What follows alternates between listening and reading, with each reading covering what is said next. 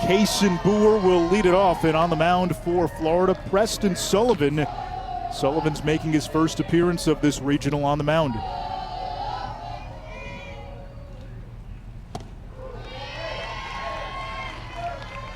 Sullivan's coach said that he has won more big games for them than anyone else, which is saying quite a bit, as we got a good viewpoint of Frankie Brancaglione the other night and how good he was. So I'm anxious to see how we're going to do here.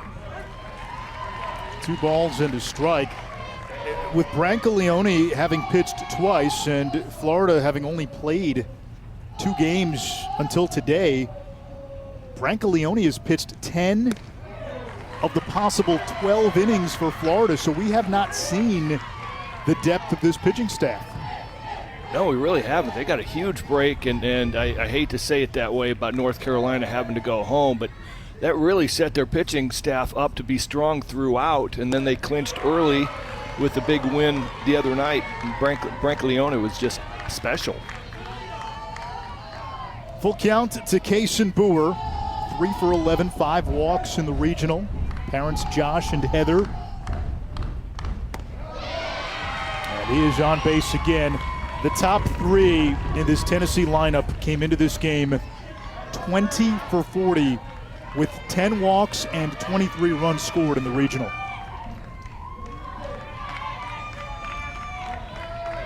Boer's been on. That is his 6th walk of the regional. Scored 10 runs already. And of course, when you got Newell and Nolan Brown batting behind you, all you got to do is just get on base and set the table. Ryan Newell, the hitter. And he takes low. Newell accomplished in jiu-jitsu back-to-back top 5 finishes at the Pan Am Games in 2018 and 19.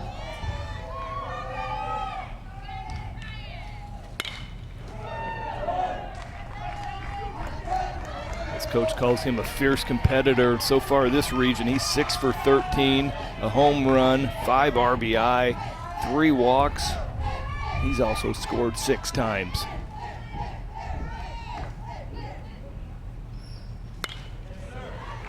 A 1-2 count to Newell. Nolensville, Tennessee is a small town, about 6,000, located 22 miles southeast of Nashville. Home of the original Martin's Barbecue.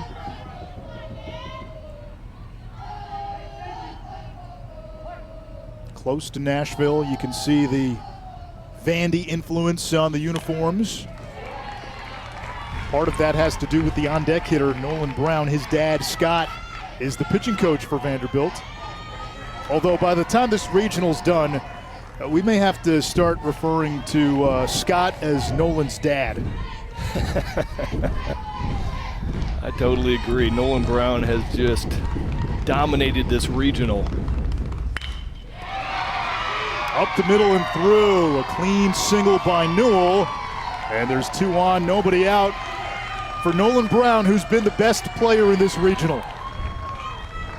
He really has. We went through his stats, 11 for 16, 4 home runs, finally got intentionally walked yesterday. There is no place to put him now. So pitch very carefully, try to keep the ball away. Most of his damage has been done to right field, and he is pulling balls middle half in. So if you can get the ball away, you got a chance.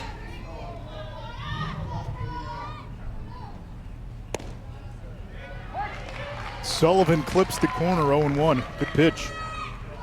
Absolutely, a very good pitch. Nice frame job by Parker Schaup.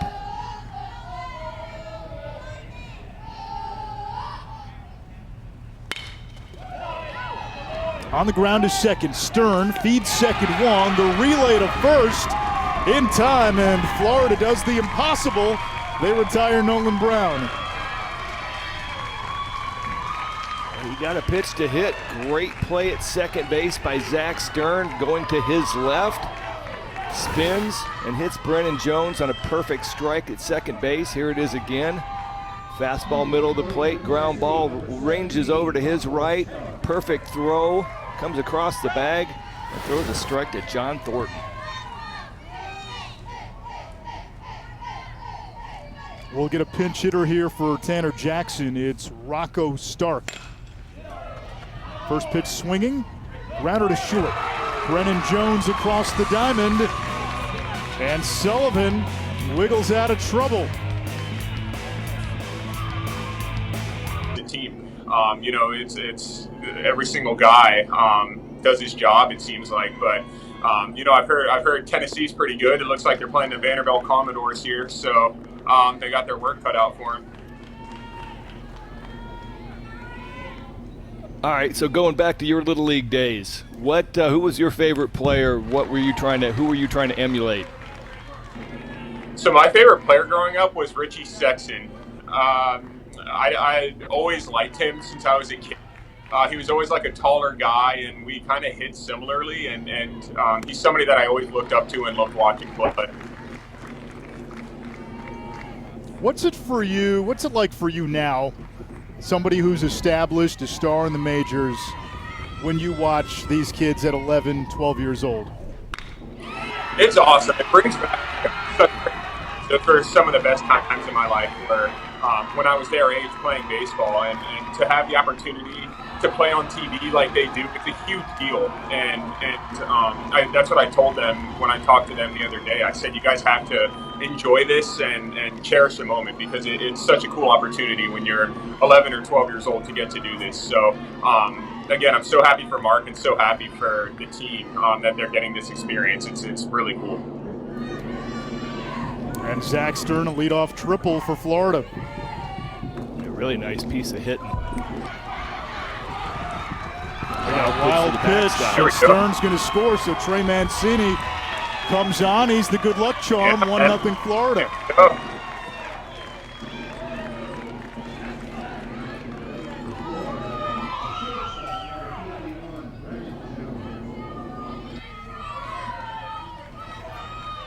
Trey, how you feeling? How's everything now? Good. It's been a pretty crazy year with, after last year, what I went through and everything. It's been great being back, and it's been a whirlwind at times, but it's been really good getting to play baseball again, because I wasn't always sure that would be the case. So, I'm feeling pretty good physically, and that's all I can ask for. Yeah, well, Trey, we wish you story. The best of health. We appreciate you coming on for a few minutes and sharing your insight and some of your stories. And I know you'll be watching and rooting for these guys as they make their way through Williamsport. Thank you. I will. All right. Thanks for having me on, guys. Trey Mancini of the Orioles, kind enough to jump on with us for a few minutes. Orioles-Tigers tonight. High praise for his agent, Mark Rogers, who's the manager for Florida, as Brennan Jones flies out to left for the first out. So while we had Trey on, Zach Stern gets on base, gets to third base, scores on a wild pitch. 1-0 Florida, just like that. Zach Stern for this region is now 5 for 5 with 5 runs scored and a couple of walks.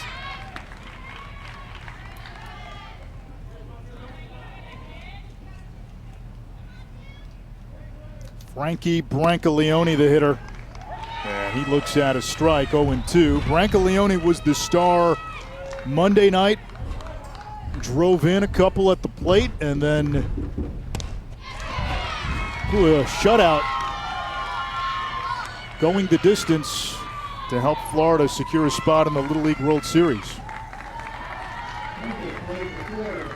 Well, you're getting to see what happens when a pitcher messes with a hitter's timing. And Ryan Newell has varied his leg kicks, which is difficult to do for a pitcher, just because your timing, your release point, everything is based on that rhythm that you get into. And if you're able to, as an athlete, which he obviously is a good one if he's a third place in jiu-jitsu for a couple years straight, very good athlete, he's able to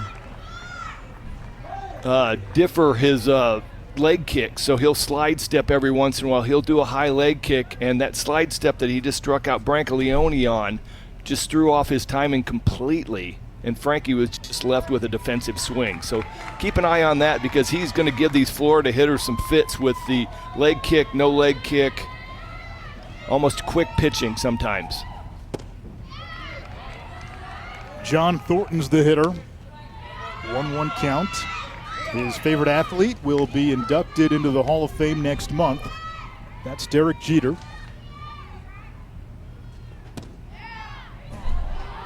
Favorite team, the Yankees. Favorite singer, Sinatra. And favorite song, I'll give you one guess, Greg. Oh, I saw this one. I knew you'd love it too. New York, New York. That's right. It's actually my On favorite song. nights. Every time I got to walk off the Yankee Stadium field with a W, they would still play New York, New York. So it became one of my favorites. Win or lose, they would play it, but on the quality nights during the heyday, you'd have Metallica open for Sinatra.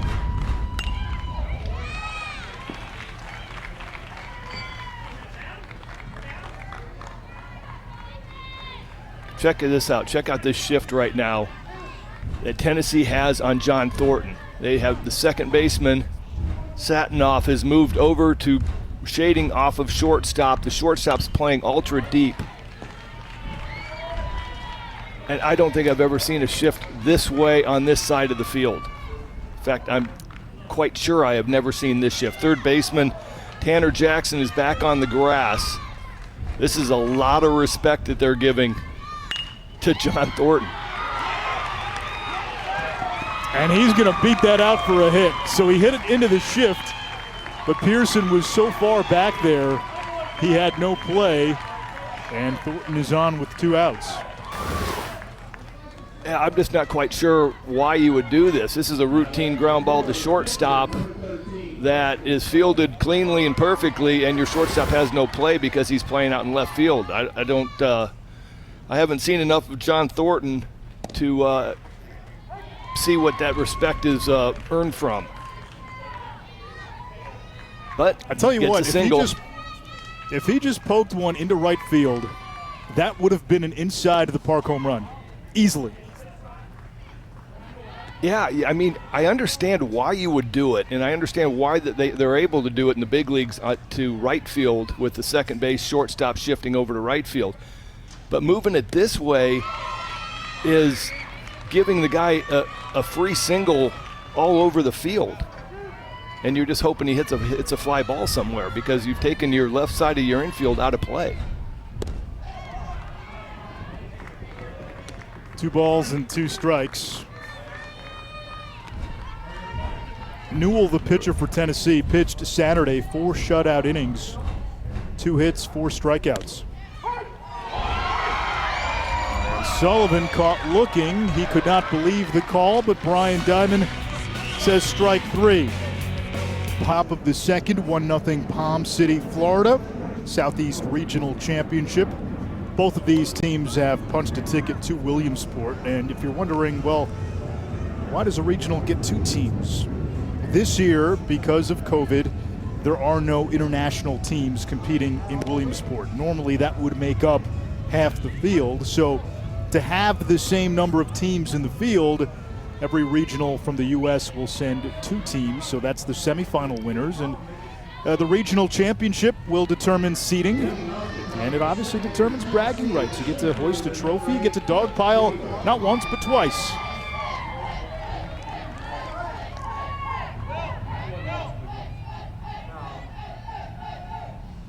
Hutch Weaver, the hitter, and he lays off 1-0. Call him the Chicken Man.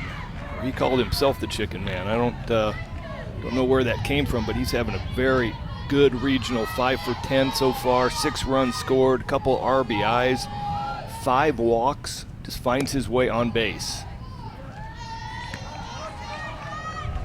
He's been on base 14 of 17 plate appearances. Enjoys hunting and fishing.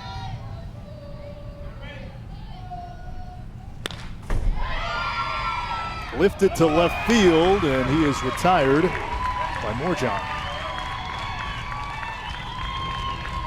Nice piece of hitting, better pitch down and away, good location by Preston Sullivan.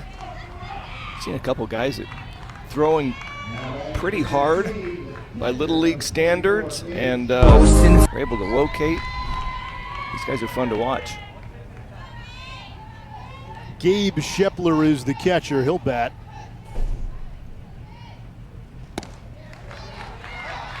He looks at strike one. Shepler, one of 5 siblings. Favorite athlete is Tom Brady. Mookie Betts, his favorite baseball player.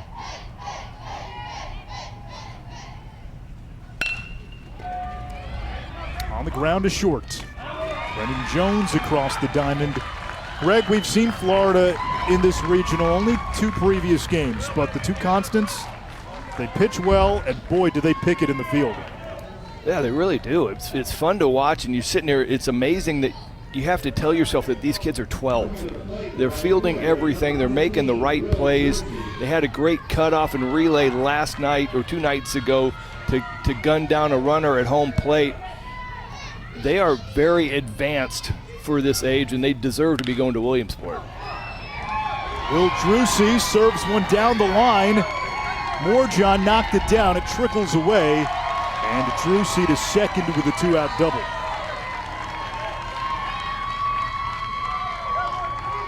Drucey in the 7 spot. 5 for 11, now 6 for 12. Nice piece of hit and carves this down the left field line.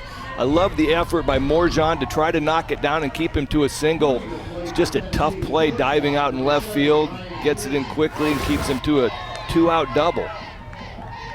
Ryan Pearson now the hitter, the scientist.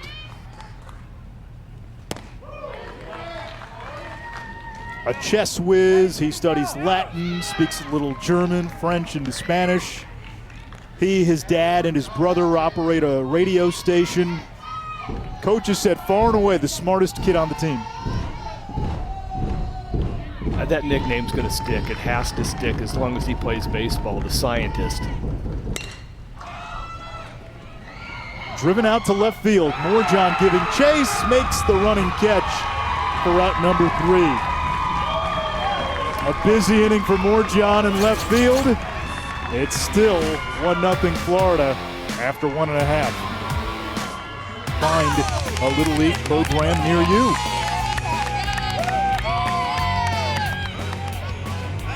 The Tyler Fitzgerald fan club is here. He'll bat 4th this inning, should anybody get on. Parker Schaup, the catcher, will bat first. I was going to say, that little dude in the middle looks like he's either falling asleep. Can't tell what he's doing. 2:30, that might be nap time. That's the time on the East Coast.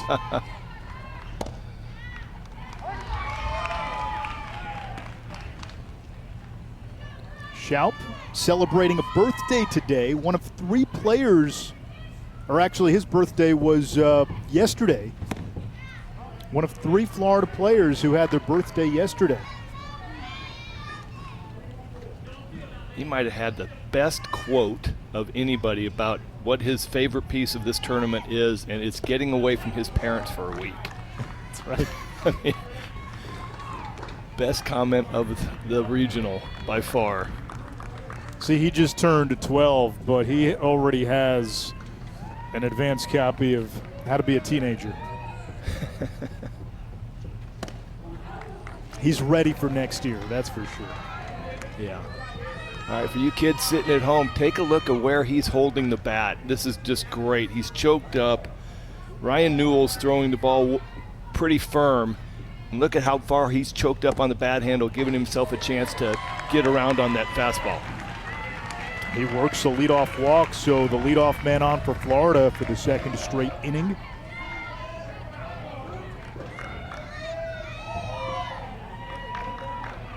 Will Winterkorn now the hitter. Favorite athlete is Tim Tebow. Wants to be an orthodontist. This one gets away, and moving to second and reaching safely is Schaup. Took the bag with him. We'll get a time call. And that is exactly the reason that Little League Baseball uses those tear-away bases, because that slide was really late from Parker Schaup. Ended up almost landing on top of it. That's why it popped off. But, you know, keeps these kids from getting injured on late slides like that. Winterkorn showing bunt. Now, one of the other things you got to remember in Little League, When you're sliding to advance to a base, you have to slide feet first. The only time you can slide head first is when you're sliding back into a base. See how late he slid. There's been a lot of injuries when they slide that late. He was trying to avoid the tag and get down. He got down really late, and thankful for that tearaway base. 2-1, and that one almost got away. Shepler keeps it in front. It's 3-1. Yeah, nice job by Shepler to keep that down in front. Lost sight of it for a split second, and you could hear somebody from the dugout screaming, underneath you, underneath you. Inside, ball 4, so back-to-back walks.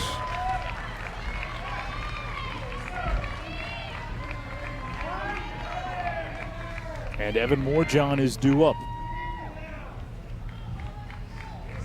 Love Gabe Shepler coming out, having a little bit of a mound visit before the coach, trying to get everything settled down. We got a man on first and second. Come here, come here, come here. Man on first and second, we got 135. All right, this guy's probably gonna bunt. You gotta go right after him. Settle down, stop rushing. About 75, just be smooth, all right? One pitch at a time, win each pitch, okay? You got this, all right? Hey, know the 135 on the bunt. Let's go, let's make a play. So you're trying to decipher context clues, right? 135 on a bunt, 135, pitcher, first baseman, third baseman. What does that tell you, Greg? Tells me that they're all crashing and they're trying to get the out, I assume. But I love the fact that he said, hey, one pitch at a time, win one pitch. And sometimes as pitchers, the young guys, they get so caught up in this moment of I've just walked two guys, and you're not thinking about just going, all right, you know what, give me one pitch, give me one strike right here, and then we'll deal with the rest of the pitches after that. Moorjohn squares, pulls it back, and it's 2-0. Do you take a strike here? Let's see if he can throw one over. Yeah, and I'm doing that exact same thing. I'm showing bunt so I can see what exactly is going on in the defense. We got a little look of Tanner Jackson crashing from the side. And you see him right there getting way in. And it looks like Nolan Brown's crashing from first, so 135 is everybody crashing. They're trying to get, I assume they're going to try to get Ryan Pearson over to third base to cover that position, so they're in a little bit of a wheel play. And now so with nobody's 2 strikes home in the middle field. And we'll see if the bunt is still on. We saw a 2-strike big bunt last night. Man, if they stay in that defensive position, I'm swinging away. And Moorjohn frozen. Good pitch by Newell, one down.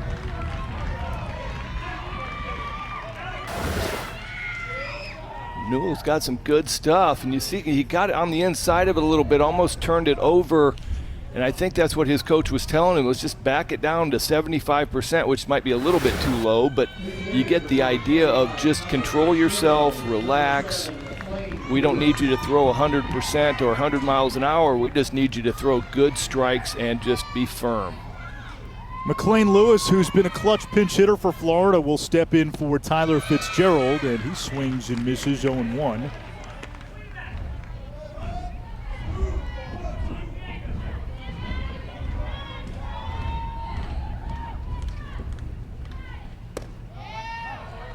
Low.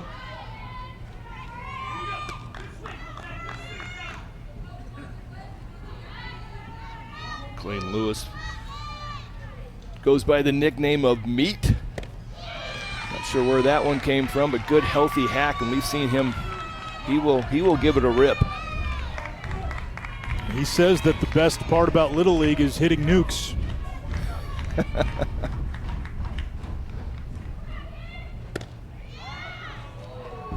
And no, he did not have a pitcher in his league by the last name of Lelouch. Good reference right there. Favorite baseball movie, Bull Durham.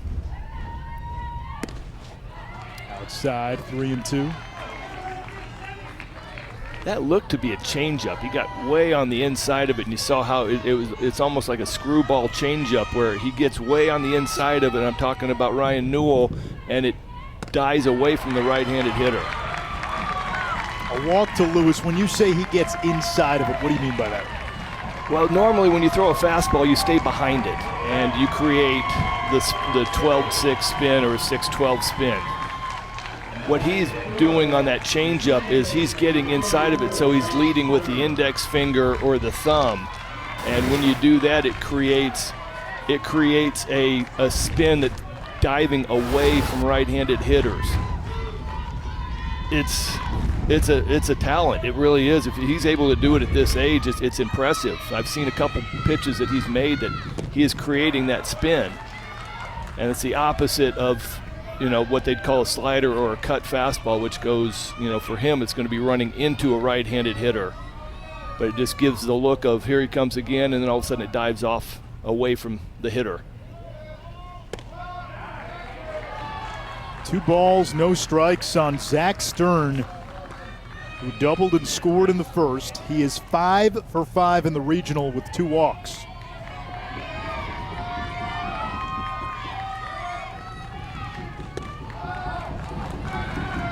Newell has walked 3 this inning and now a pitch away from walking in a run.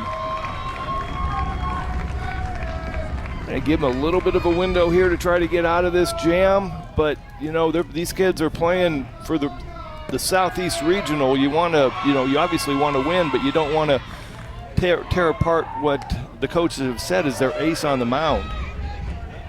So you want to give him a little bit of a window to try to get out of this, but you also don't want to sit here and have him walk a bunch of people and not get himself straightened up. It'll be a 3-2 now to Stern, who hit a walk-off grand slam in the district championship.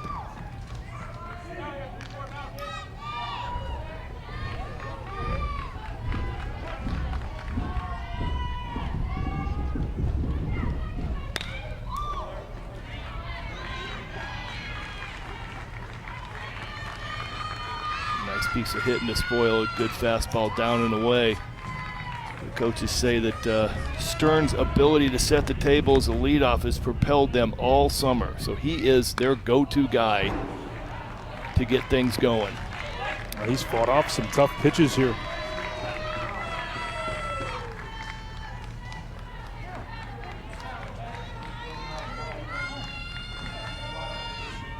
'55th pitch of the game coming for Newell.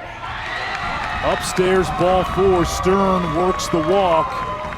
4 walks in the inning. It plates a run. It's 2-0 Florida. Seems like Ryan Newell, he's looking in the dugout and his mechanics are just a little bit off. It looks like he's flying open, which means his shoulders coming out a little bit early. All right, we're gonna need you though. All right, we're gonna need you. Let's get the ball to juice. All right, you're fine. Hey, you got a long game. We're still in good shape. There's 1 out. Let him switch his glove.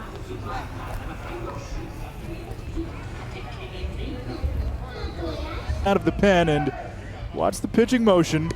Coaches said he's a bit of a left-handed Dan Quisenberry. For those who may be too young to remember Dan Quisenberry from, about 1980 to 85. As dominant a reliever as there was in baseball.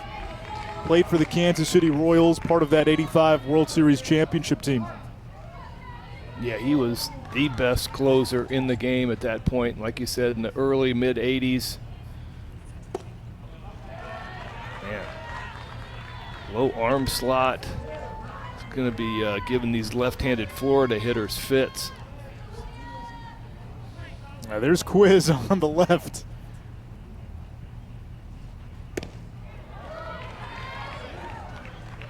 It's hard enough at this level facing a left-handed pitcher because you don't see lefties that often. Now you got a guy who has that Laredo slider coming. Oh, yeah, these guys, Brendan Jones, Brancaglione, are just going to be going, okay, this is coming from behind me. But you hit it right on the head. It's some reason, these kids are seeing more of them with travel ball, but, growing up, you never saw left-handed pitchers, and you didn't know what to do with them when you did.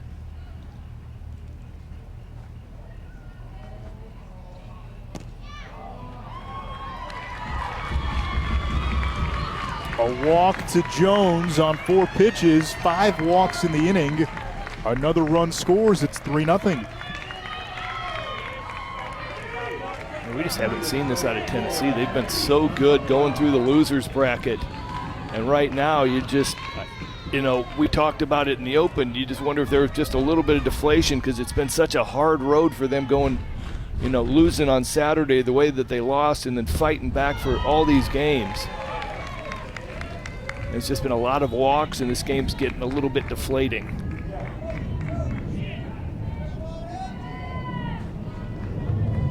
The old day game after night game. Frankie Brancaleone takes inside 1-1. Nice attempt by Shepler trying to frame the pitch. That was a quick glove to bring it in. That was pretty quick. It caught me by surprise. I thought that just about hit him. How did he get that over the outside corner?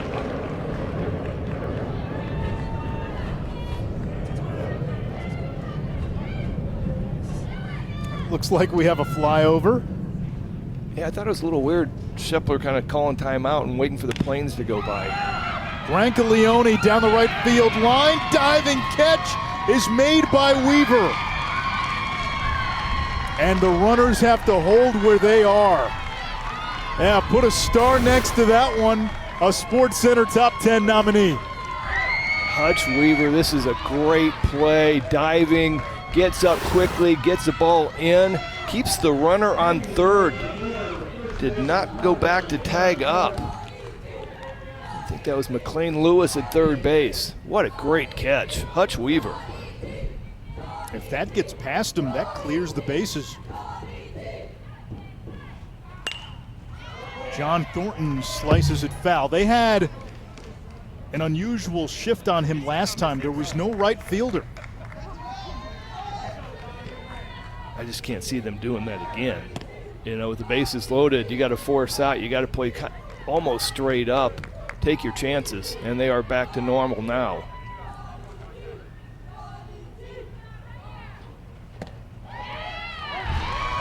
Oh, 2.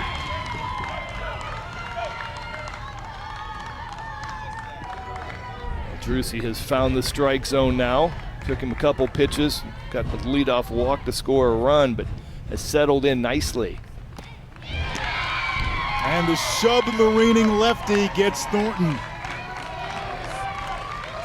Florida gets 2 more, but leaves the bases loaded. World Series last year. In 2019, River Ridge, Louisiana, out of that Southwest Regional, ended up winning the Little League World Series. And Greg, having covered a couple of Southwest Regionals, I can tell you this. The fans for Louisiana, not only do they travel, they bring the tailgate, they bring the party. It doesn't matter if it's LSU football, New Orleans Saints football, LSU baseball, or Little League baseball for Louisiana. They rent houses. They had trailers. One year they tried to bring their trailers into the stadium parking lot, and we're told you can't actually tailgate here, so they found a hotel parking lot. They bring gumbo and jambalaya and beignets, share them with the press people, which we always appreciated. So when Louisiana goes to Williamsport, and hopefully, you can have some fans there, they bring the party with them. It's a traveling circus, and I mean that in a good way. Oh, that's awesome. Yeah, I've been out in California doing the San Bernardino Regional for the last couple of years, and there's nothing like that. But, I've gotten to go to LSU a couple times, and that place is nuts watching a football game. Death Valley. Also, to watch a baseball game at Alex Box.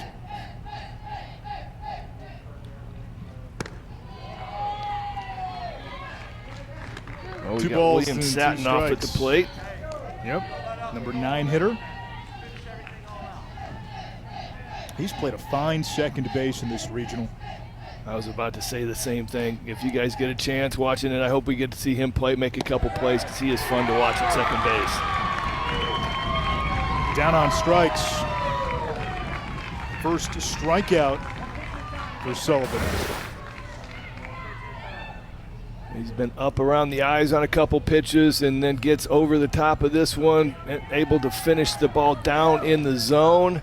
You see it cross the front knee. Nice pitch by Preston Sullivan. We'll get a pinch hitter for Case and Boer. It's Mateo Brazis, looking for his first hit of the regional, the only Tennessee player without a hit, so a chance to get off the schneid.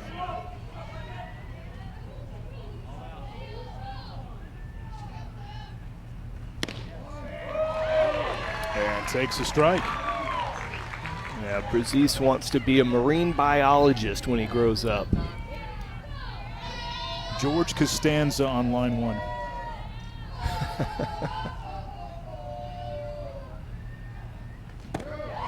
The sea was angry that day, my friends.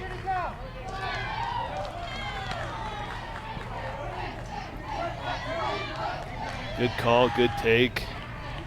Mateo with the hold on that one. Tough pitch to hold up on. Fastball down and in, coming at you from a right-handed pitcher.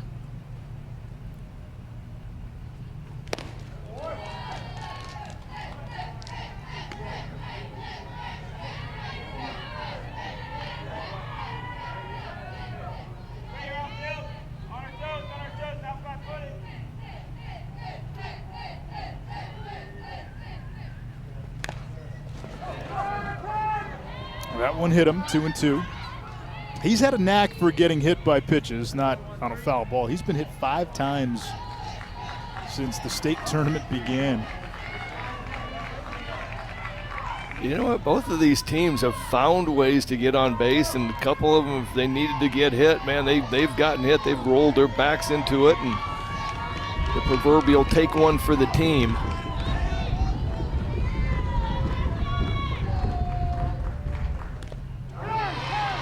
On cue. On cue. Now, you faced Craig Biggio in your career, right? Oh, yeah. He was a teammate of mine for a short window. He could get hit with the best of them.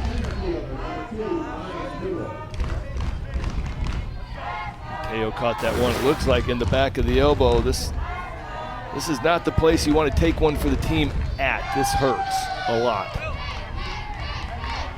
Right on that funny bone. Hopefully he's all right. Looks like he's shaking it off.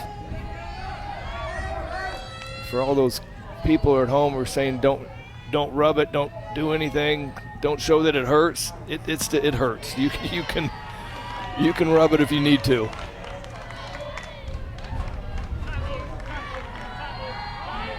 Ryan Newell now the batter. He singled his first time up. Tennessee had 2 on, nobody out in that first inning, and then Nolan Brown, the hottest hitter in this regional.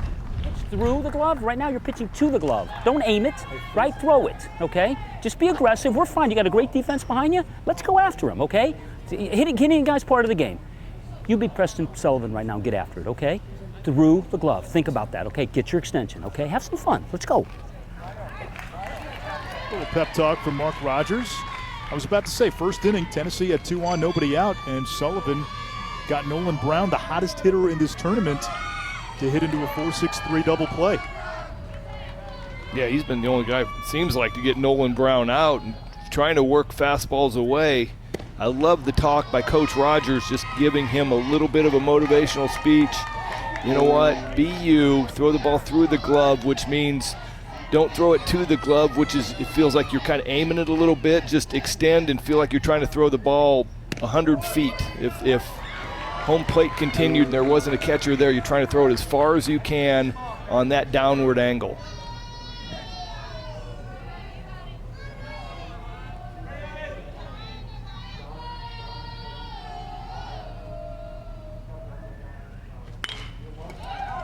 Newell pops this one up into left center field. It's got some carry. And how about Moorjohn? Devin Moorjohn now showing off his arm, throwing it back to first on a bounce. He has played a fine left field in the first few innings. He really has. He's been good. They were talking about pitching and defense. Gets a nice fastball down, and then thought he must have seen something where the runner had gotten a little too aggressive on the checkpoint, but he got the ball in quickly, and good throw to first base. Here is Nolan Brown, 4 home runs in the regional. Takes outside. As we have said, his dad, Scott, the Vanderbilt pitching coach, Tim Corbin, Vandy's head coach, had tweeted out a Little League highlight of Nolan Brown last night. Got a tweet from Kumar Rocker as well. I mean, Nolan Brown has become a burgeoning folk hero in the Nashville area. There's Dad. Dad with a little two-word, I don't know what it was he said, but I'm sure that it resonates with Nolan Brown on a thought to hit. Gets a high strike right there.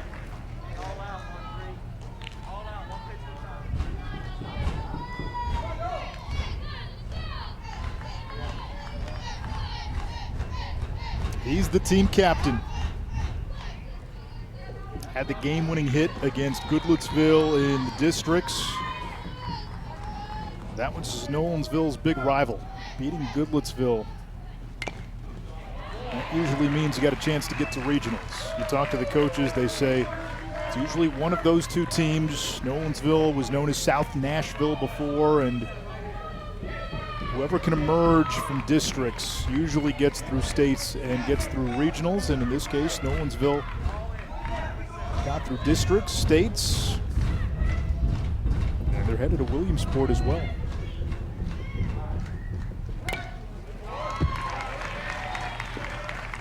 Spoil another good pitch. You just saw a view of the dugout for Tennessee doing the rolling the hat with deuces. Got a 2-2 count, 2 outs. Baseball tradition of rolling the cap. Love that the coach gets into it. Randy Huth, 42-year-old candle maker, the manager for Tennessee.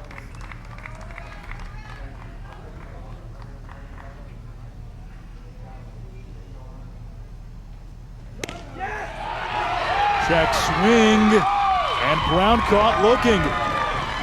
So Sullivan got a pep talk from his manager and settled down.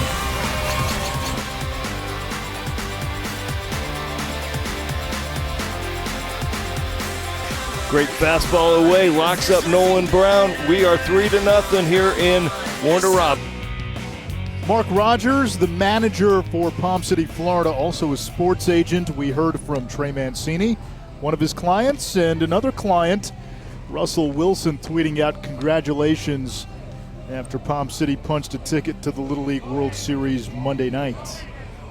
Pretty good client list. He's got Andrew Miller as well, Taylor Rogers. Yeah, that's solid right there. Russell Wilson reaching out. And what Trey Mancini said about Mark Rogers, just you love hearing that, one of his best friends and just loves the man. That's what you want to know from, about the player-agent relationship, and that's what you hope that it would be.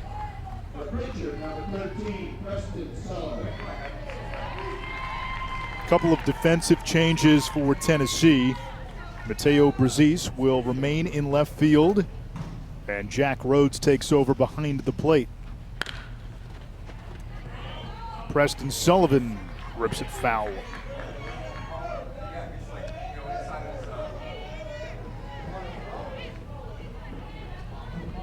Sullivan, Schaup, and Winterkorn, 5, 6, and 7 due up.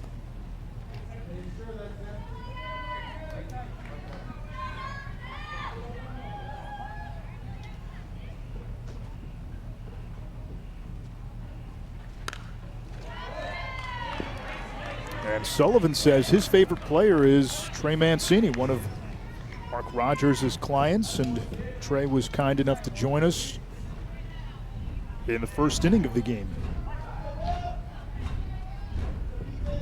Preston Sullivan ran a mile at school in 5 minutes and 36 seconds. Thoroughly impressive. I've had a couple guys here run some miles in that time range.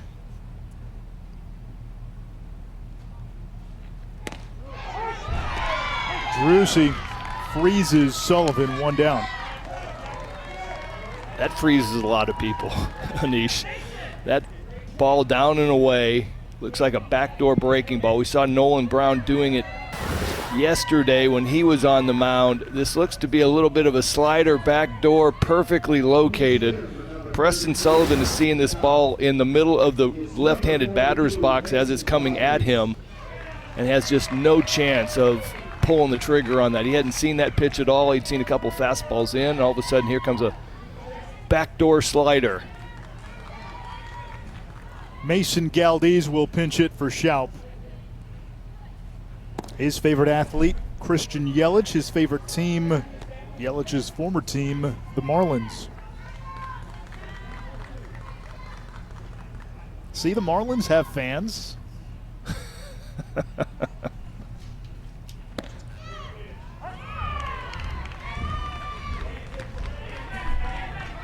He's probably been sitting over there going, man, I don't want to face a submarining left-handed pitcher. He gets to pinch hit right here.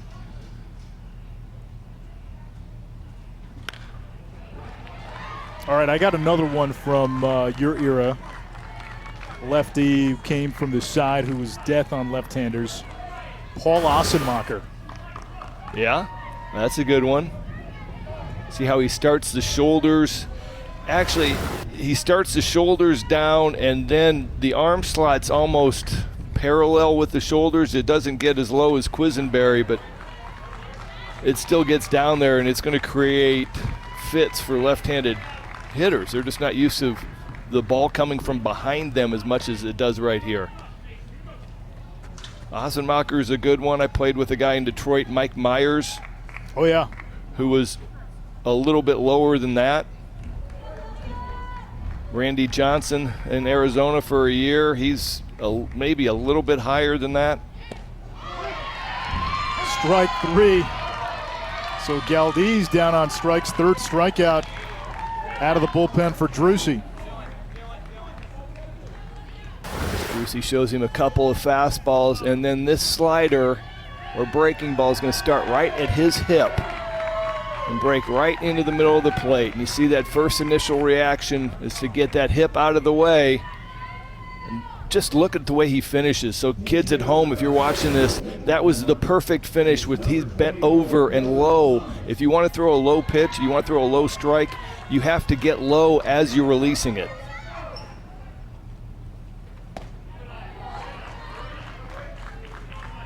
And now in Major League Baseball, you've got the 3-batter minimum, and the so-called loogie, the lefty specialist.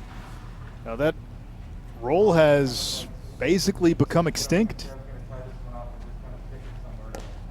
Yeah, it really has, and it's I'm not a fan of the rule, the new rule. I know that they're trying to speed up the game, but you're affecting people's livelihoods that come in and they get the one lefty, and that's their whole job, and they're very good at it.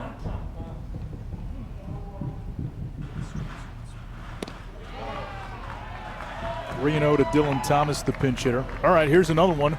John Candelaria, the Candyman. The Candyman. Yeah, you're going to have to be a fan of the Pirates in the 70s, early 80s. Man, he was good.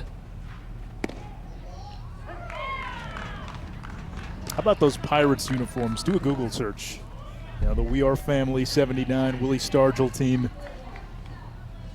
With the hats, with the pinstriped hats. Oh, yeah. Those were uniforms. Dave Parker. Oh, yeah. Stargell. My former pitching coach, Bruce Keeson. On the ground to Pearson at short.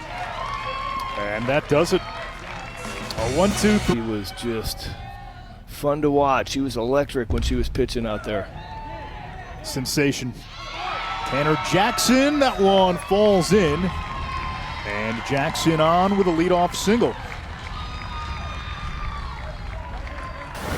He gets a fastball down and away, and this one's a little bit soft. Great effort by Fitzgerald in center field to come in and make a diving play, but just couldn't get to it. I like the fact that they're down 3 runs.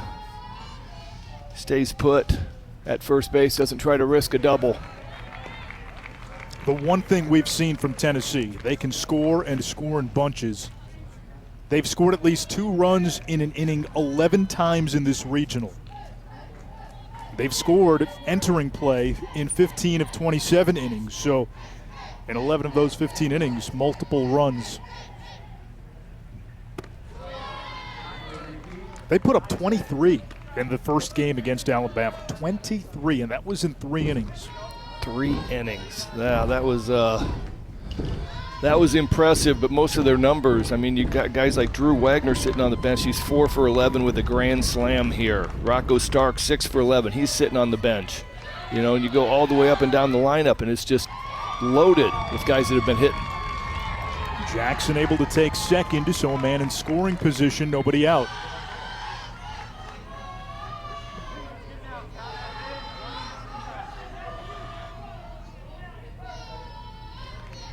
Steals second base, fixes it, puts it back in the ground, cleans it off a little bit. Does a little bit of everything. He's been playing some really good third base as well.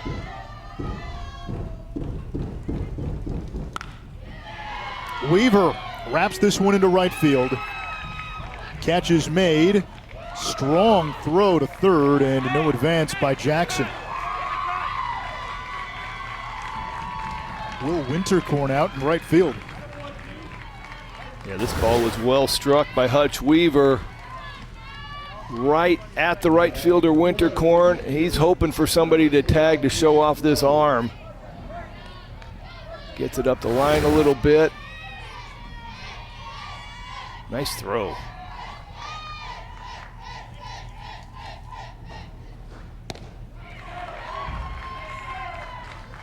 Big swing and a miss by Jack Rhodes. I mentioned the Tommy Henrik line last night. Catching a fly ball is pleasure. Knowing what to do with it after is a business, and Wintercorn knew exactly what to do with it. You also put that seed in the opposing dugout, right?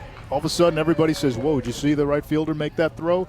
Makes you think twice, maybe later in the game, of taking an extra base. Oh, I guarantee you that the coaching staff from Tennessee took notice of that, and if there's another fly ball with a runner on third base, that cannon shot from right field will have been noticed. That was the fun thing, you know, growing up, and Major League Baseball doesn't do it anymore, and it's a shame. Everybody took infield, and you might do it once a series, but you at least got to see guys show off a little bit, and that's what I love about Little League Baseball. These guys do their pregame infield, and it's a big deal for the outfielders to get a couple of ground balls and show off their guns firing towards home plate.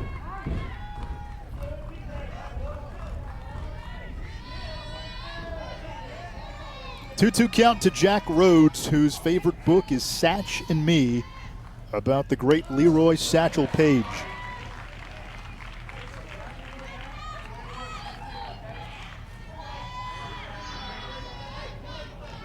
Satchel Paige, a pitcher who pitched the bulk of his career in the Negro Leagues, and the majors only got to see him toward the tail end of his career. Stuff was diminished, but he could still make hitters look silly. Swing and a miss, strike 3. Gets Jack Rhodes to chase this fastball up out of the zone. Been working down and away. 2 strikes, go chase up out of the zone. Good pitch. It's tough to lay off of that as a hitter. You see the ball at your eye level, and it looks a lot bigger than it normally does, and you just feel like you got to swing and you're going to hit it, and it's just tough to catch up to. Will Drucey now the hitter with 2 outs.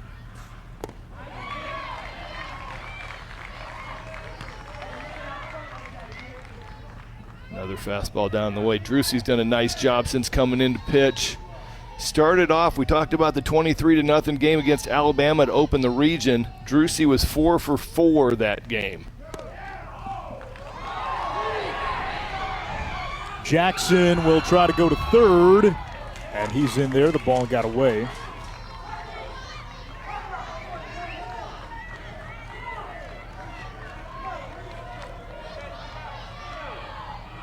Given what we have seen offensively from Tennessee, this is mighty impressive that Florida, during the 4th inning, has not allowed a run.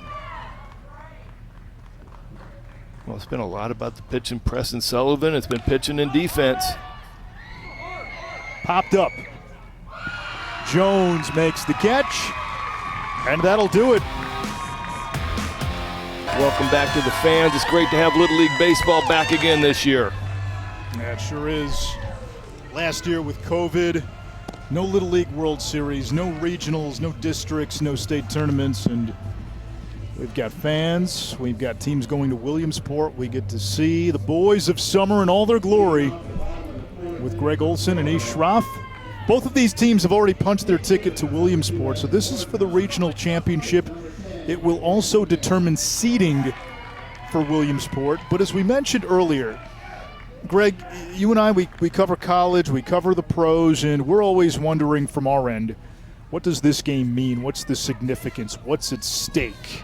What's their motivation, right? And you kind of alluded to it. We didn't have any of this last year. You're 11, you're 12 years old. You just want to play baseball. Yeah, I mean, you get to play baseball. These guys, this is what they get to do, and they're looking at it going, I get more baseball. I don't have to go back to school. You know, you got all sorts of good aspects, but the most important thing is that they're 11 and 12 years old. They don't know that there's any other way than to come out and play hard and play to win. There's no other way to play. Jack Ferner grounds one to short. Nice play by Pearson for out number one. Without the international teams, there's a different format in the Little League World Series. You used to have the U.S. division and then the international division, and each would have a champion who would then play in the final. Well, this year we'll have a Hank Aaron championship, that's the left side of the bracket, and a Tom Seaver championship, the right side of the bracket, both named after the late great Hall of Famers. Push bunt, back to Drucy, underhand flip over to Satinoff, and there's two down. Will Drucy's done a really nice job out of this bullpen. Oh, he really has. But I'm sitting there going, what a great play. You see that Nolan Brown charges on this push bunt towards first base. And this is you have no idea how many hours that we spend in spring training as Major League Baseball players working on that little Bermuda triangle between first, second, and the pitcher. And this Tennessee team just did it perfectly. Drucy came off the mound, busted it towards first base. If the ball's in your path, you pick it up and you either continue on or pitch it to first base or pitch it to second base. Satinoff goes over and covers because Nolan Brown charges on it. Unbelievable. Just what great teamwork, perfectly executed. And when you're a left-handed pitcher and your body weight's going in the opposite direction, that's not the easiest of plays for a lefty. No, you're absolutely right, and that's why you probably saw Nolan Brown coming and took himself away from the bag as far as he did because he knew how hard it was to get to. Here it is again. You can see the push bunt. He got it a little bit too close to the pitching mound, but look how William Satinoff came all the way from second base to cover. It was perfectly executed. Outside to Zach Stern, who has been on base in every plate appearance. 5 for 5, 3 walks in this regional. Hitting a pristine 1,000. 1,000. Well, we were talking about motivation, which I hate to say it's sad for me that you have to sit there and go, what are these kids motivated to do other than play baseball? But I'll tell you what, Zach Stern's motivated to get on base every time. Oh, he's got could this be the end of the streak? There it goes. And I the jinxed perfect him. batting average.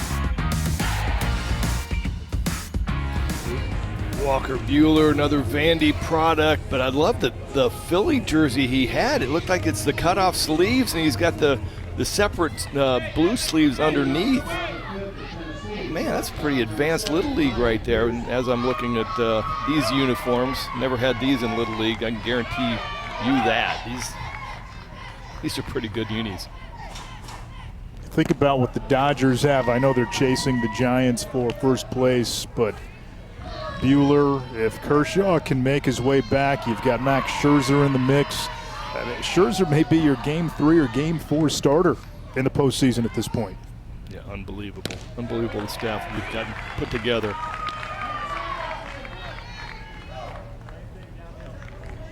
Forgot about Julio Urias.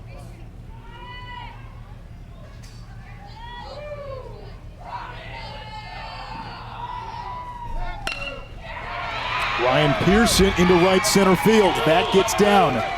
Winterkorn cuts it off.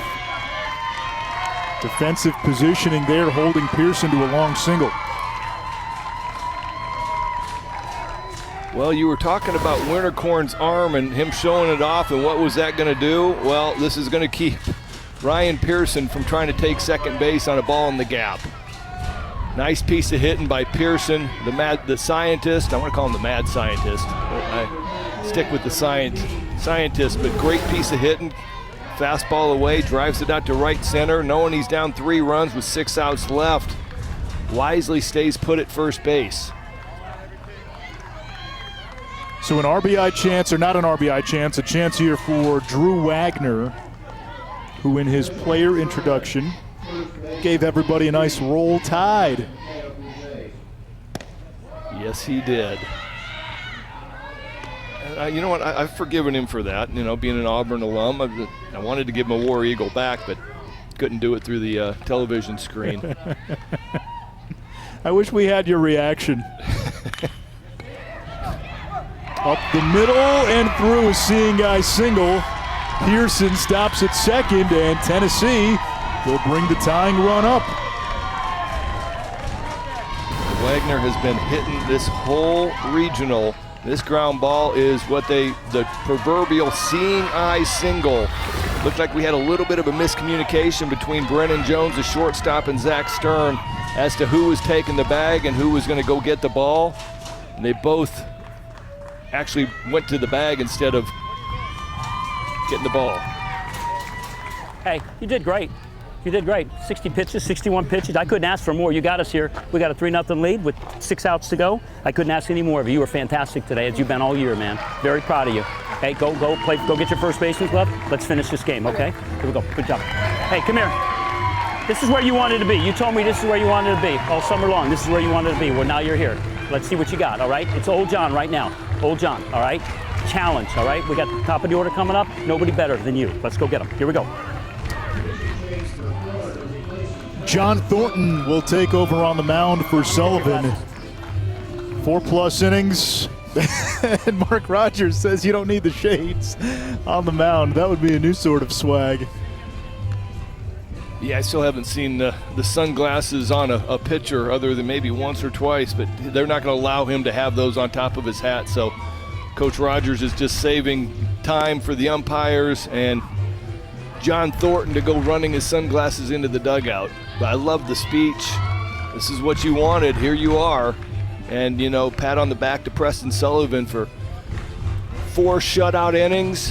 Threw the ball really well. Hard fastball. Kept the ball down. See, this is John Thornton's 2nd appearance. And he is steely cold on the mound. Mark Rogers told us before the regional began that he's been coaching baseball for more than 30 years, and Thornton is the most intense competitor he's ever coached. He'll face the top of the order. There's Kaysen Boer. Squares to bunt, pulls it back. I wasn't sure if he pulled it back in time, but I guess it's a ball. Yeah, that was pretty close on the pitch and the swing, but he doesn't have to pull it back. He can leave it there. He just cannot make any move or motion towards the ball as an action. So he can show bunt. He can leave it right there. As long as he doesn't move towards the ball at all, he can just let the bat sit in the zone. If it doesn't flinch, doesn't move, he doesn't have to pull it back, and it can still be a ball. This one gets away. The runners move up to second and third. And now that'll likely turn Boer loose at the plate.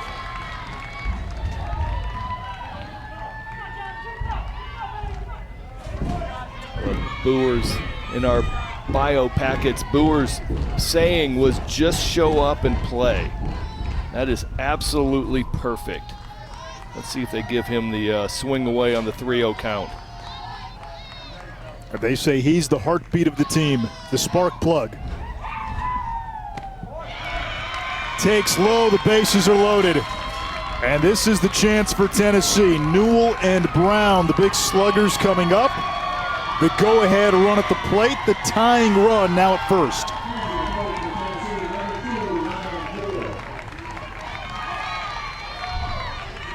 Up the pitcher, Ryan Newell. It's a heck of a regional so far. 7 for 15, home run, 5 RBI. He gets it right now. I'm going to spin the table for a split second on John Thornton. If he's as an intense competitor as they say he is, he's loving this moment. This is going to be a tough play, and Newell beats it out. A run scores, Tennessee is on the board. Base is still loaded, nobody out. Well, there's only one thing that could have happened right there to make that play, and that would be for John Thornton to get over and cover. And that's the only option. There's nothing else that Preston Sullivan could have done differently. It's the pitcher's job to get over to first base on any ball to the right side. But sometimes you just get caught up in the moment.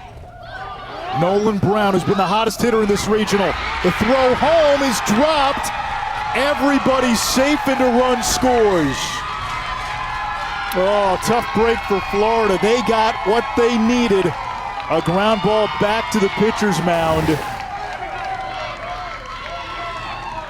Just that quick. John Thornton turns it around, sets his feet, makes a perfect throw towards home plate, and in the speed and the effort, Parker Sharp tried to get it done. Their only loss was a comeback, bottom of the 6th against Georgia. They've been getting it done all year.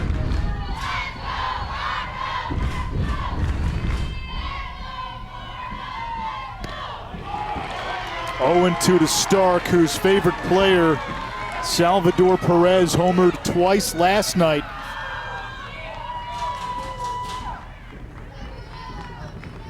I think he's a KC Royals fan too. He is. The only one in the region, if I read my bios right. Not too many Royals fans down here. Favorite movie, Avengers Endgame. This has the feeling of the assemble scene near the end. Look at you doing your Marvel Comics. Well, hey, we got to toe the company line, don't we? Yeah, absolutely. Oh, that was a good one, though. I like the, appreciate your effort on that one. All right, let's see what old John looks like. Coach Rogers keeps going to be old John. Let's see what old John looks like. Strike 3, Stark can't believe it. 1 out. Remember, umpires are all volunteers. We talked in the open about the high strike. We're not in the open, but as the game's gone along, Brian Diamond, the home plate umpire, has had a high zone, and he's been calling it all day. That one was a breaking ball, which didn't really ever get through the zone, so it was a little bit on the high end, and that's why you saw Rocco Stark and his amazement that it was called third. Now the chicken man, Hutch Weaver, a line drive to right field on 1 hop in front of Winterkorn. There's the big arm, and only 1 run scores. The throw back down to third, not in time. Tennessee ties the game at 3, but we brought it up earlier. Winterkorn flashed his arm, and that's now given 2 runners later in the game pause, and the game is tied. First pitch fastball, Chicken Man jumps all over it, line drive to right. Winterkorn gathers himself and throws just a perfect throw, almost gets the force out on a single to right field. So the game is tied at 3, 1 out, bases loaded here in the 5th. And the Chicken Man, he just keeps getting it done. he knows how to play to the audience. No, Gabe he's got a smooth swing. Shepler 1 for 13 in the regional, and a big RBI chance here. Go ahead run at third. Swing and a miss, and he lost the bat. Greg, sometimes psychologically at this level, when a guy's going as well as Preston Sullivan and he comes out of the game, does that provide just a boost in the other dugout? Hey, the guy we couldn't hit is gone. Absolutely. Great call on that. That is exactly the thought. Let's get this guy out of here and get into their bullpen is a comment. Ooh. And that one got him in the helmet. It appears Shepler is okay.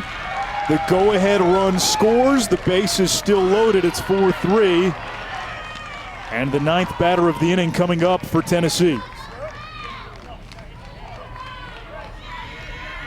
Looks like Shepler's all right. Said it caught him in the main part of the helmet. Re-enter him.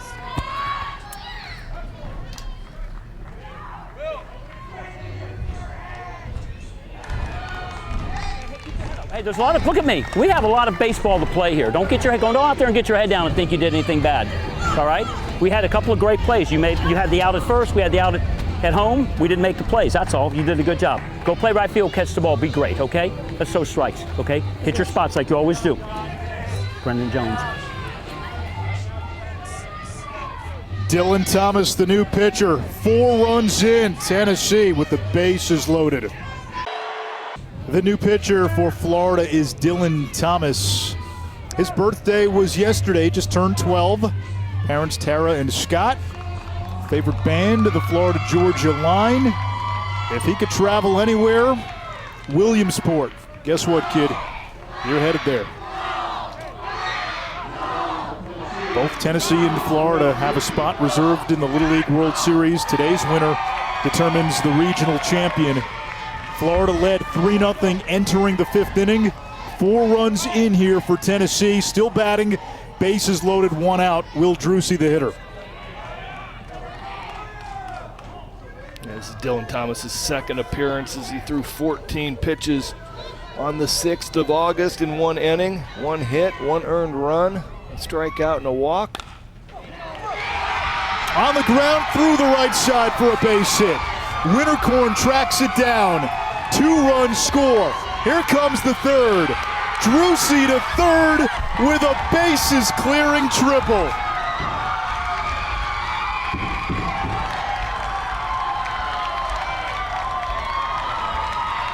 Drucy jumps on the first pitch that he sees, drives it past first baseman Preston Sullivan. Looked like Sullivan took a little bit of a jump step back to the bag. That's John Thornton knocking it down, doing everything he can, gets it to the cutoff man. And that'll clear the bases.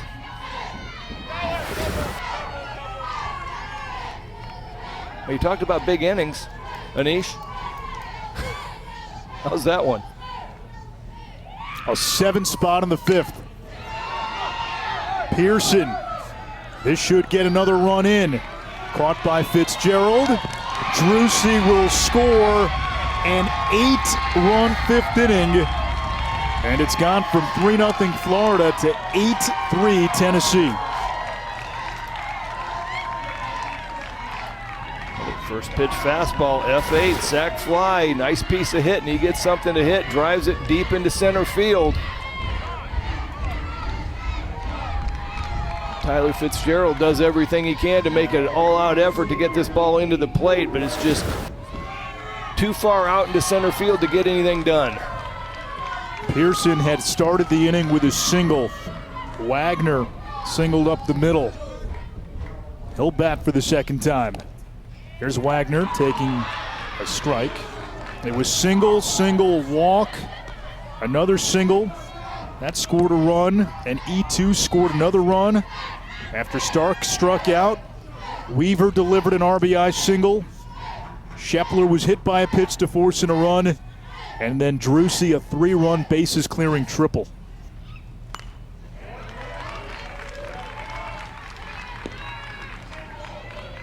Just that quick. Preston Sullivan threw really well. He was on the hook for 2 of those runs. It felt like he was in pretty much command of this Tennessee team, but once he came out of the game, floodgates just opened up.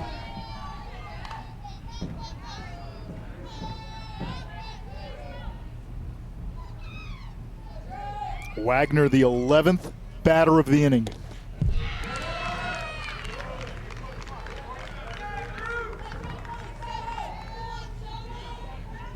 Looking ahead to the bottom of the 5th, Florida has 2, 3, and 4 due up.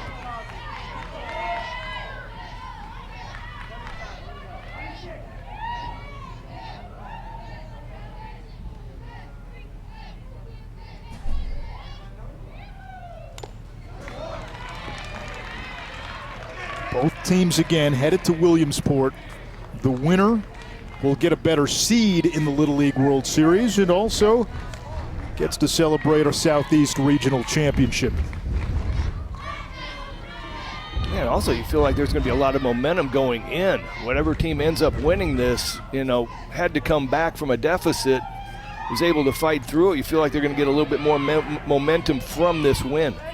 And when you look at what Tennessee's done, they won that first game 23-0. Had a 5-0 lead against Georgia going into the bottom of the 6th. Georgia scores 6 runs, and now Tennessee is forced into the elimination bracket, and they win 3 successive elimination games. Yeah, this one is, giving everybody hope that gets into these brackets and gets into the loser's side early. I mean, you have to have pitching depth to get out of it. If you don't, you got no chance. And for Tennessee to have saved Nolan Brown until yesterday talks all about that, pitching depth. Wagner continues the inning, his second hit of this 5th inning. If Tennessee holds on and wins, you're looking at a team that's going to play 6 games in 6 days. I'll tell you what, if I'm in Williamsport and I'm playing these guys, this would be one of the teams I would not want to face. These guys have gotten hot, and as you said, other than one inning where they gave up a 6th spot to Georgia on Saturday, these guys have been really, really good. It's been one bad inning. Booher nubs one up the first base line. Tough play for Thomas. No play for Thomas. First and second, and Ryan Newell coming up. That should go as an infield hit.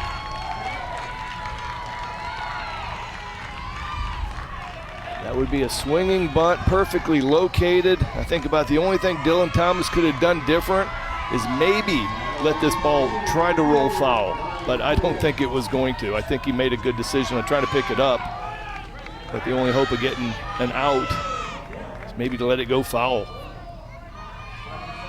Ryan Newell at the dish.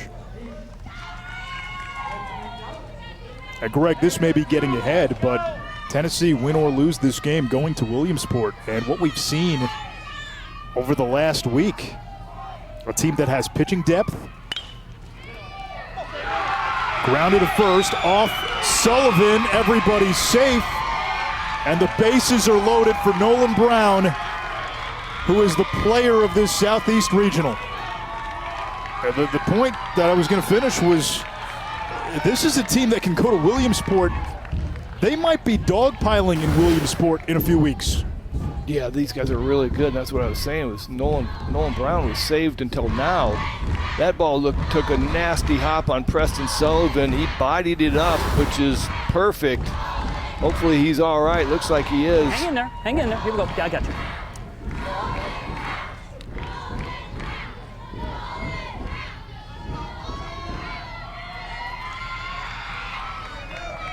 Nolan Brown has hit 4 home runs in this regional.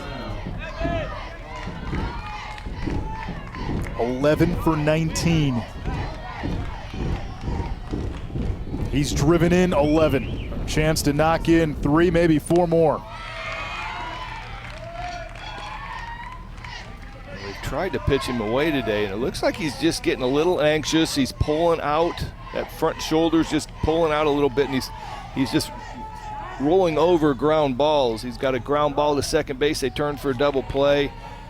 He struck out looking on a fastball that was a little bit outside and then grounded back to the pitcher earlier this inning. Up the middle and through. That'll score 2. It is 10-3 Tennessee, and this 5th inning continues.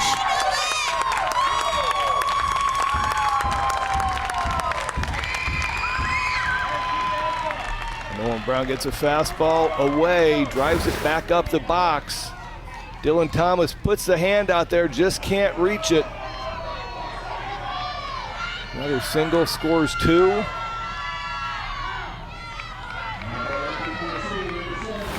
Pretty nice throw by Tyler Fitzgerald to home plate. Another nice throw from a Florida outfielder. Rocco Stark now. Big hop to short, and that'll do it. The 5th inning finally comes to an end.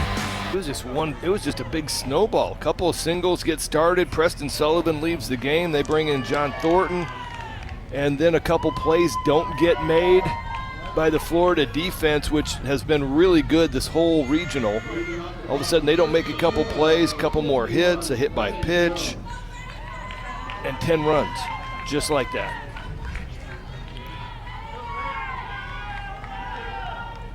Brennan Jones will lead it off, 2, 3, and 4 for Florida here in the bottom of the 5th.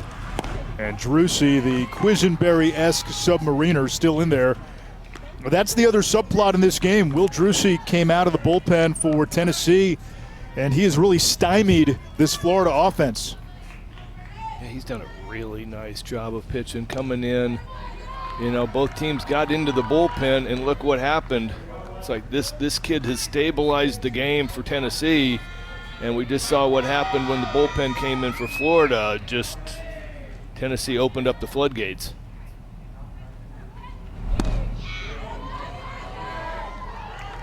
Low, 3-0. A couple of really good pitches by Drusy. Just missed down, I guess.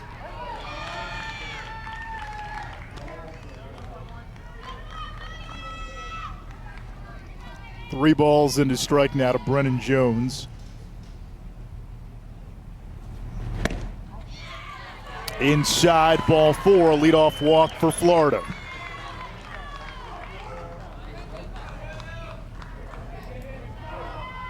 If you're Tennessee right now, Randy Huth's message to his team and especially his pitcher, make them hit it. You've got a 7-run lead and Florida's got 6 outs left.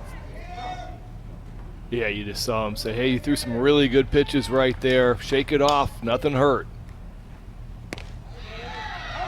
Strike 1 to Frankie Brancaleone. He was the hero Monday night when Florida clinched. He's the team's best power hitter. Spent a lot of time fishing in his backyard during quarantine. On the ground to first. Newell to second. That's all they'll get. The lead runner cut down. 1 away. What a great play by Nolan Brown. Hard ground ball. He's playing back like he can in Little League. Lays out, comes up, knows exactly where he's going with it, throws a perfect strike, and that might get called. I don't think anybody saw it the way I saw it, but it looked like Brennan Jones slid outside the baseline. You got to make some effort, concerted effort to slide towards the base. That was old-time baseball right there.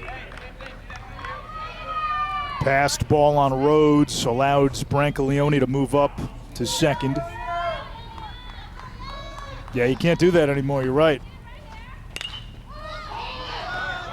High pop. Satinoff makes the call and the catch. 2 outs. Okay, so now they changed the rules. In Major League Baseball, you used to be able to slide way outside the baseline just to break up a double play. Brennan Jones, his coaches call him an old school throwback. That is throwback baseball right there. He is way outside. He's not going towards the base. And second base umpire Michael Grossman probably just didn't see it. He's looking at a clean Cap. Some of its sponsors, so we thank you. We thank the volunteers.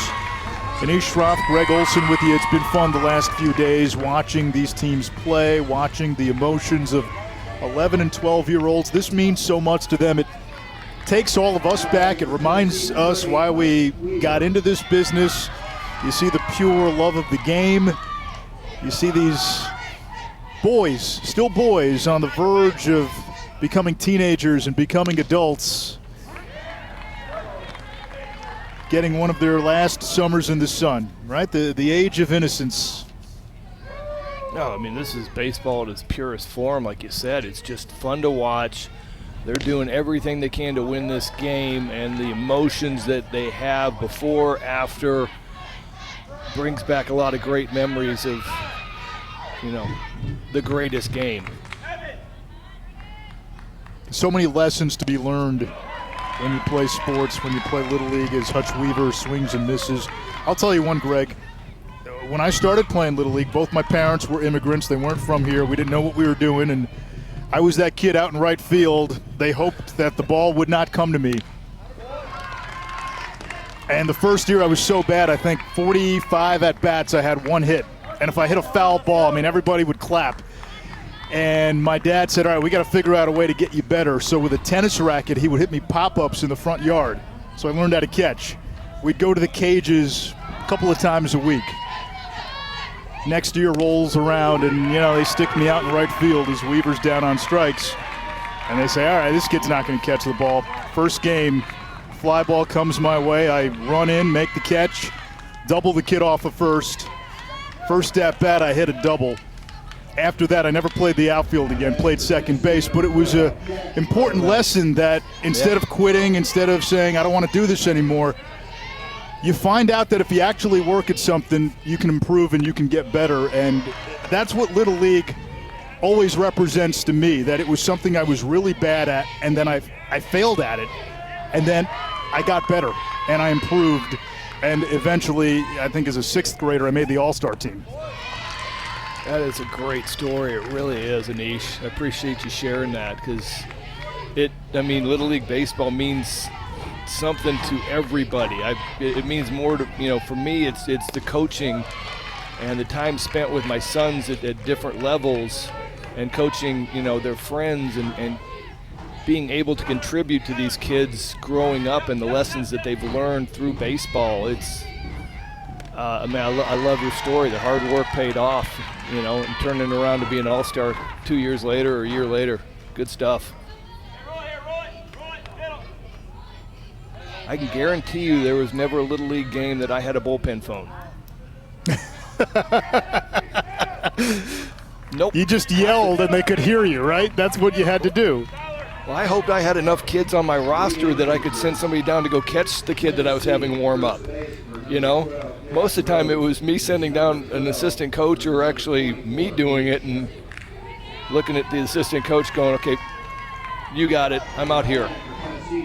Where's Johnny? Where's Jack? Johnny went to the concession stand, ran out of Big League Chew. Strike one to Will Drucy. He had the big hit in that 10-run fifth, a bases-clearing 3-run triple. Will Drucy has earned this win. Came in down 3-0, really settled the game down for Tennessee.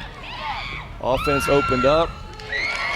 Safe at second, a delayed steal by Shepler.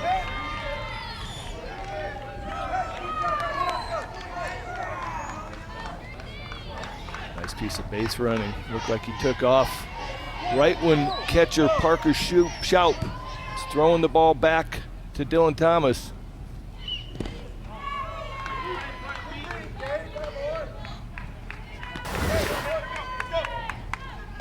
So down on a knee, the base runner.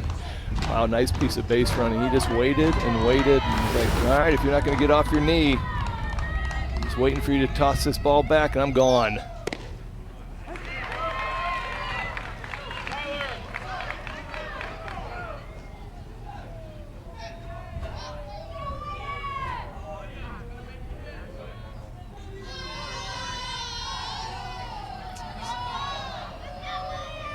2 balls and 2 strikes, the count to Drucy. 2 for 3 on the day, double, triple.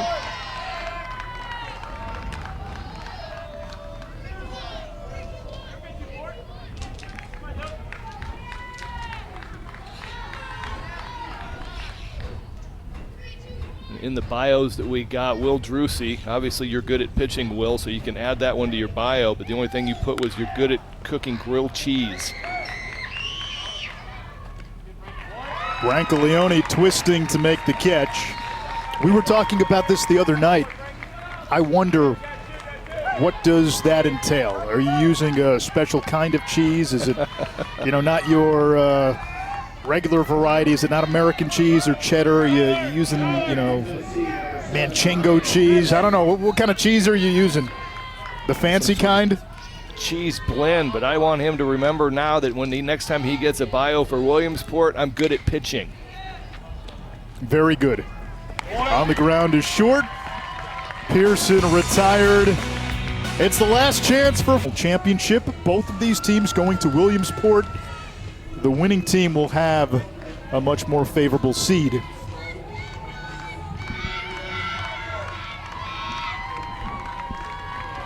Six, 7, and 8 due up for Florida. I was just about to say how good Will Drucey has been on the mound. Coming in down 3-0. Holds Florida right where they're at, giving him an opportunity to finish the game. 43 pitches.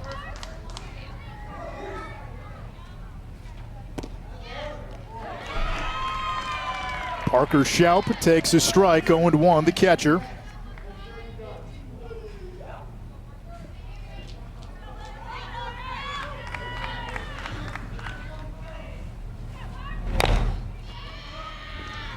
Oh, and 2.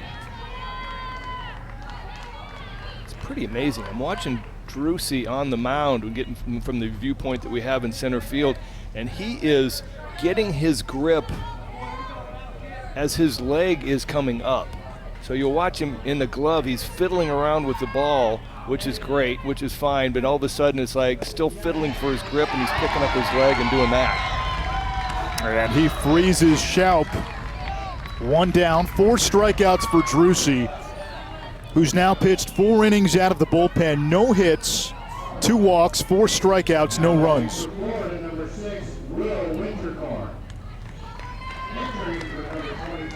He's just done a great job of pitching, throwing strikes. He's walked a couple guys early when he came in, got settled, and now he's just in a smooth rhythm of working down in the zone, backdoor sliders.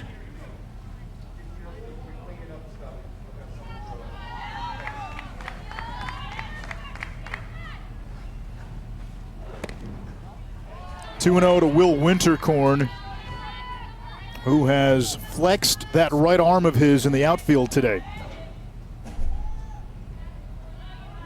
Coach has said he is the most improved player on their team. Man, he had a cannon from right field. 2-1. Favorite website is Instagram, the Gram. Are you a big Instagram guy? I am not. You? I'm more of a Twitter guy.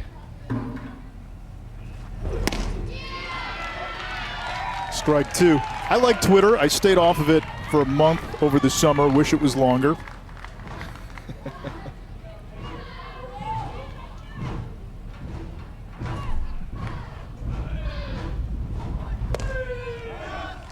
Check swing. Winterkorn held up, or did he? No, he did not. Eddie Smith says strike 3, and Florida down to its final out.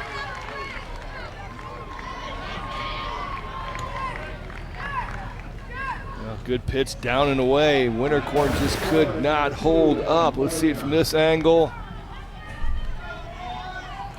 I don't think he broke the plane or went far enough, but tough call. The last chance for Florida, Evan Moorjohn. Made some fine plays in left field today.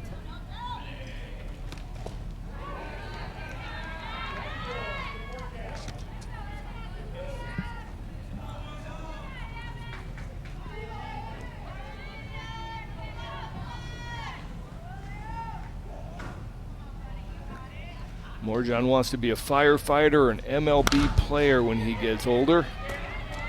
In the shortstop hole, Pearson the long throw. It's dug out by Nolan Brown. And Tennessee is your Southeast Regional champion.